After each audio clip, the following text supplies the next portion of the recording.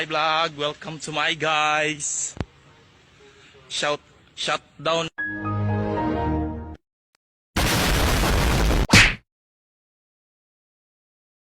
Gada oh.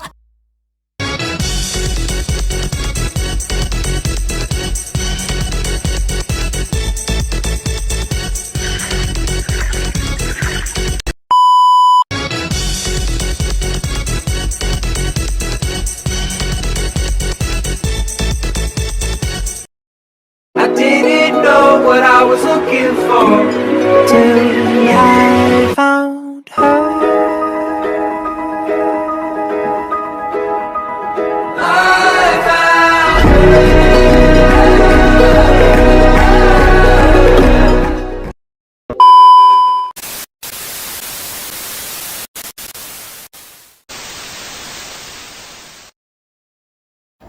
Sepuluh perjuangan Indonesia sebelum Sumpah Pemuda. Yang pertama adalah perlawanan Teuku Umar. Perlawanan Teuku Umar terhadap penjajah Belanda di Aceh merupakan perjuangan yang panjang dan penuh strategi, termasuk berpura-pura berdamai untuk mendapatkan senjata dan amunisi. Ia menggunakan taktik gerilya dan mobilisasi rakyat Aceh untuk melawan Belanda. Perlawanan ini mencapai puncaknya dengan pertempuran di Meulaboh. Namun, Teuku Umar gugur dalam pertempuran tersebut. Teuku Umar dikenal dengan strateginya berpura-pura bekerja sama dengan Belanda untuk mendapatkan senjata dan amunisi. Setelah mendapatkan persediaan yang cukup, ia kembali melawan Belanda.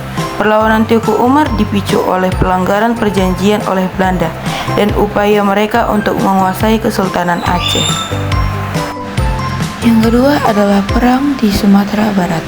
Perang Padri di Sumatera Barat dipimpin oleh Tuanku Imam Bonjol. Ia adalah tokoh utama dalam perang yang berlangsung dari 1803 hingga 1833. Dikenal karena perlawanan gigihnya melawan Belanda. Tuanku Imam Bonjol, ia adalah tokoh utama dalam perang Padri dan dikenal sebagai pemimpin yang berani dan berwibawa. Perang Padri. Perang ini berlangsung selama 30 tahun, dari 1803 hingga 1833 di Sumatera Barat. Perlawanan terhadap Belanda. Tuanku Imam Bonjol memimpin kaum Padri dalam melawan penjajahan Belanda. Kaum Padri adalah kelompok yang ingin menerapkan ajaran Islam yang lebih ketat dan berjuang melawan praktik-praktik adat yang dianggap bertentangan dengan ajaran Islam. Perang Saudara. Perang Padri awalnya merupakan konflik antara kaum Padri dan kaum adat di wilayah Kerajaan Pagaruyung. Bantuan Belanda. Kaum adat akhirnya meminta bantuan Belanda dalam menghadapi kaum Padri. Yang ketiga adalah Perang Patimura di Maluku. Perang Patimura dipimpin oleh Thomas Mustelisi yang lebih dikenal dengan nama Kapitan Patimura. Perang ini terjadi di Maluku pada tahun 1817 sebagai bentuk perlawanan terhadap penjajahan Belanda, khususnya karena kebijakan monopoli perdagangan dan penyerahan hasil bumi. Tokoh utama, Kapitan Patimura atau disebut Thomas Mustelisi adalah pemimpin utama dalam Perang Patimura. Latar belakang. Perang ini dipicu oleh ketidakpuasan masyarakat Maluku terhadap kebijakan VOC dan pemerintah Hindia Belanda, khususnya monopoli, perdagangan dan penyerahan hasil bumi.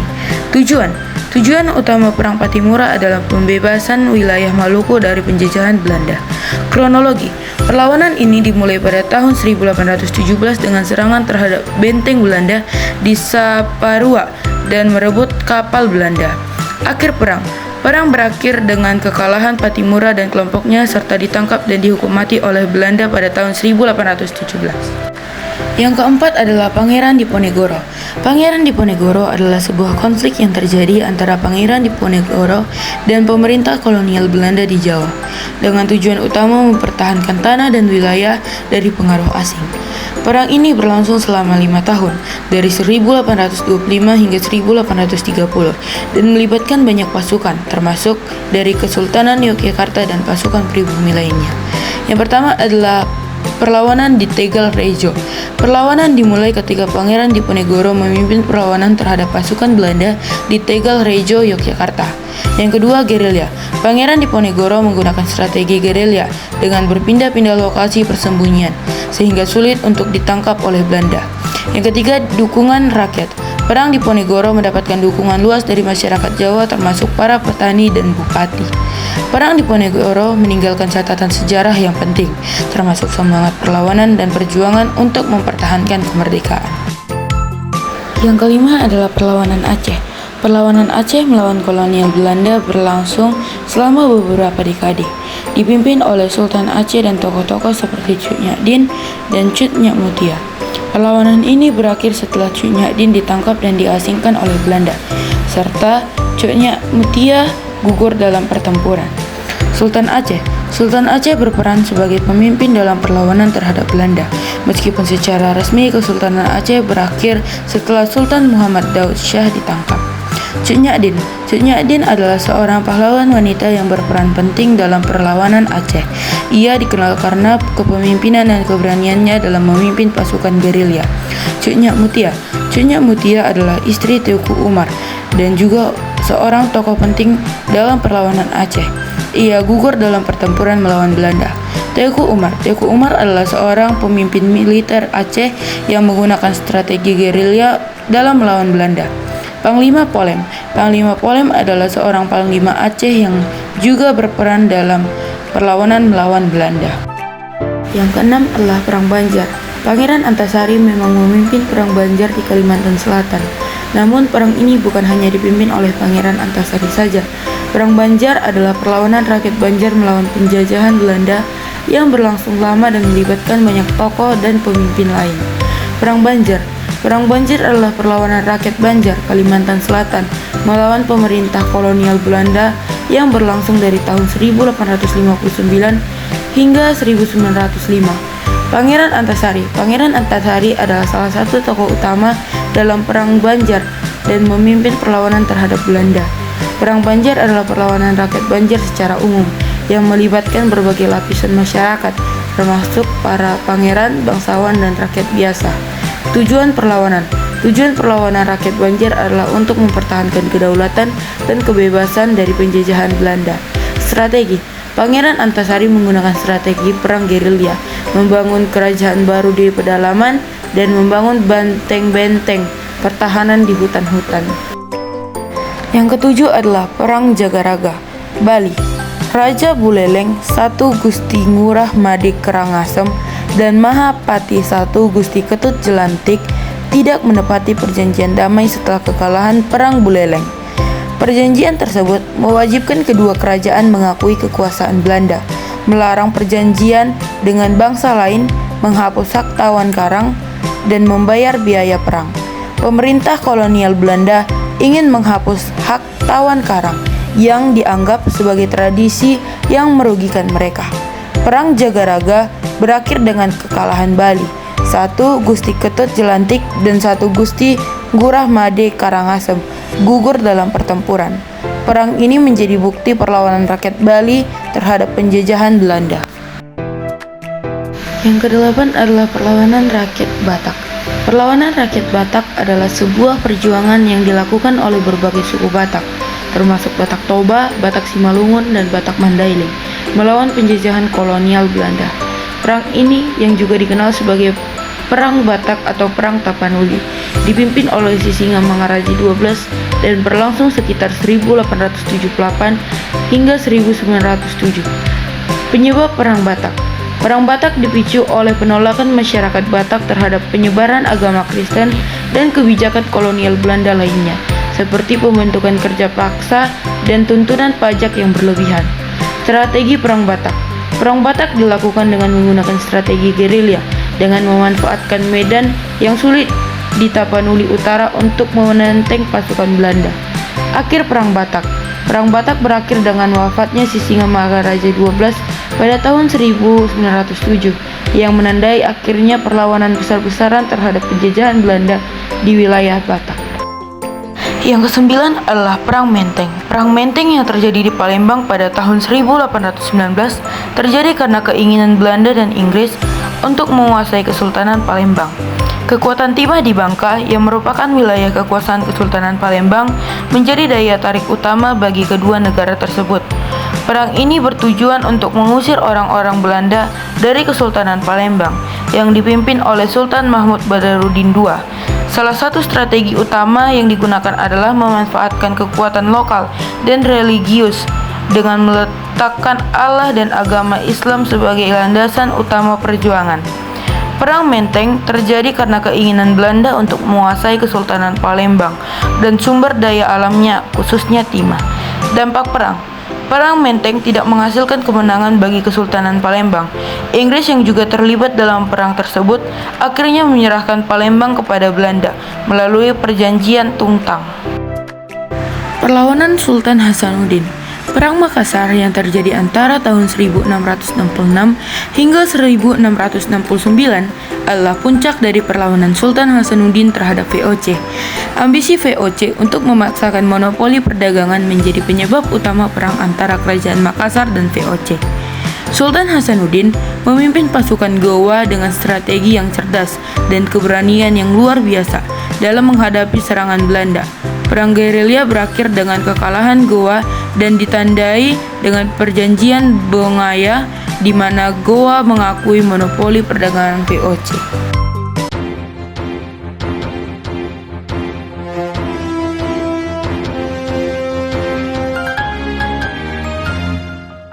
Tapi bohong. 10 perjuangan Indonesia sesudah Sumpah Pemuda. Yang pertama adalah pembentukan organisasi pemuda.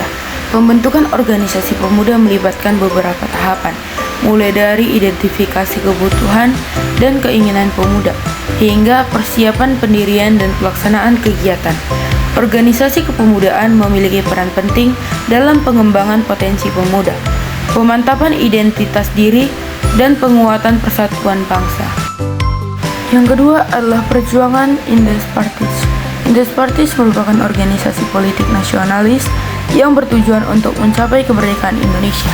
Mereka dikenal karena kritik keras terhadap pemerintah Belanda dan tuntunan yang tegas untuk kemerdekaan, sehingga dianggap radikal oleh pemerintah kolonial. Tujuan kemerdekaan. Indes Partis didirikan dengan tujuan utama untuk mencapai kemerdekaan Indonesia dari penjajahan Belanda menurut CNN Indonesia. Yang ketiga adalah perjuangan organisasi Budi Utomo. Organisasi Budi Utomo yang didirikan pada 20 Mei 1908 merupakan organisasi pergerakan pertama di Indonesia yang bersifat nasional dan modern. Perjuangannya fokus pada bidang pendidikan, kebudayaan, dan sosial, serta berusaha meningkatkan kesadaran nasional dan kebangkitan bangsa. Budi Utomo juga menggunakan diplomasi sebagai strategi perjuangan. Mereka berdialog dengan pemerintah kolonial untuk memperjuangkan hak-hak masyarakat pribumi dan menyuarakan aspirasi mereka di forum-forum politik. Budi Utomo mengusung semangat persatuan dan kesatuan bangsa tanpa memandang perbedaan suku, agama, atau ras. Yang keempat ialah perjuangan organisasi Serikat Islam. SI bermula dari Serikat Dagang Islam SDI yang didirikan oleh Haji Saman Hudi di Surakarta. SDI bertujuan untuk membantu pedagang muslim pribumi bersaing dengan pedagang Tionghoa. SI berperan penting dalam pergerakan nasional Indonesia, terutama dalam melawan penjajahan Belanda. SI juga menerbitkan surat kabar utusan Hindia untuk menyebarkan propaganda perjuangan. Beberapa tokoh penting dalam SI adalah Haji Suman Hudi, Hostojokroaminoto, Semaun, dan Abdul Muiz. Beberapa keteladanan yang bisa diambil dari SI adalah semangat gotong royong, membantu sesama muslim, dan berani memperjuangkan keadilan dan kebenaran. Yang kelima adalah Perhimpunan Indonesia. Perhimpunan Indonesia yang sebelumnya bernama Indesvereniging memainkan peran penting dalam perjuangan kemerdekaan Indonesia, baik sebelum maupun sesudah Sumpah Pemuda. Organisasi ini yang didirikan oleh pelajar Indonesia di Belanda menjadi wadah bagi mahasiswa untuk bersatu dan memperjuangkan kemerdekaan. Muhammad Hatta yang kemudian menjadi salah satu tokoh proklamator juga pernah menjabat sebagai Ketua Perhimpunan Indonesia.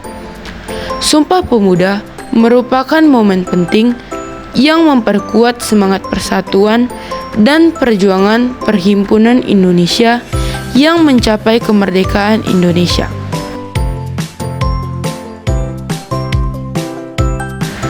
Partai Nasional Indonesia. Setelah Sumpah Pemuda 28 Oktober 1928, Partai Nasional Indonesia atau PNI mengalami beberapa perubahan dan perkembangan. PNI yang didirikan oleh Presiden Soekarno menjadi salah satu partai politik yang berpengaruh dalam perjuangan kemerdekaan Indonesia. Pada tahun 1931, sebagian anggota PNI yang lebih radikal dipimpin oleh Soekarno membentuk PNI baru. PNI baru memiliki pendekatan yang lebih moderat dan fokus pada pendidikan politik. Pembentukan PNI baru menyebabkan perpecahan dalam gerakan nasionalis. PNI lama tetap berpegang dalam pendekatan yang lebih moderat, sementara PNI baru lebih radikal dalam perjuangannya. PNI sempat dibubarkan pada 1931, tetapi terus berubah menjadi bagian dari fusi Partai Demokrasi Indonesia atau PDI, dan kemudian menjadi Partai Demokrasi Indonesia Perjuangan atau PDIP. Ketujuh adalah Pertempuran Surabaya. Pertempuran Surabaya pada 10 November 1945 adalah pertempuran bersejarah yang melibatkan rakyat Surabaya melawan pasukan sekutu, khususnya tentara Inggris setelah proklamasi kemerdekaan Indonesia. Pada 25 Oktober 1945, pasukan sekutu yang terdiri dari tentara Inggris dan Belanda atau NICA mulai masuk ke Surabaya dengan tujuan melucuti senjata Jepang dan mengamankan tawanan perang. Pertempuran Surabaya menjadi simbol perlawanan bangsa Indonesia terhadap kolonialisme dan imperialisme. Yang kedelapan adalah pembentukan Tentara Nasional Indonesia. Tentara Nasional Indonesia atau TNI resmi dibentuk pada tanggal 3 Juni 1947. Namun, sejarahnya dimulai jauh sebelum itu, dengan pembentukan Badan Keamanan Rakyat atau BKR pada 22 Agustus 1945. BKR kemudian berkembang menjadi Tentara Keamanan Rakyat atau TKR pada 5 Oktober 1945. TKR selanjutnya disatukan dengan Tentara Republik Indonesia atau TRI menjadi TNI. TKR kemudian berganti nama menjadi TRI, menunjukkan fokus pada peran sebagai tentara Republik yang berjuang melawan penjajahan Belanda. Yang kesembilan adalah Serangan Umum 1949. Serangan umum yang terjadi 1 Maret 1949 adalah peristiwa penting dalam sejarah perjuangan kemerdekaan Indonesia, di mana pasukan TNI menyerang Yogyakarta yang sedang diduduki Belanda. Serangan ini bertujuan untuk menunjukkan kepada dunia bahwa Republik Indonesia masih eksis dan mampu berjuang mempertahankan kemerdekaan. Keberhasilan serangan ini juga memperkuat posisi diplomasi Indonesia dalam perundingan-perundingan internasional, termasuk dalam konferensi Meja Bundar atau KMB, yang akhirnya mempercepat pengakuan kedaulatan Indonesia oleh Belanda pada tahun 1949. Dan yang terakhir adalah Proklamasi Kemerdekaan Indonesia. Proklamasi ini menandai deklarasi resmi kemerdekaan Indonesia dari penjajahan Jepang setelah hampir 350 tahun dijajah Belanda. Teks proklamasi disusun oleh Soekarno, Muhammad Hatta, dan Ahmad Soebarjo. Lalu diketik oleh Sayuti Melik pada malam sebelum pengumuman. Keesokan harinya, Soekarno dan Hatta diangkat sebagai presiden dan wakil presiden. Ngày vô nhà thương, ngày vô nhà thương, ngày vô nhà anh biết thương. Giây phút em gặp anh là em biết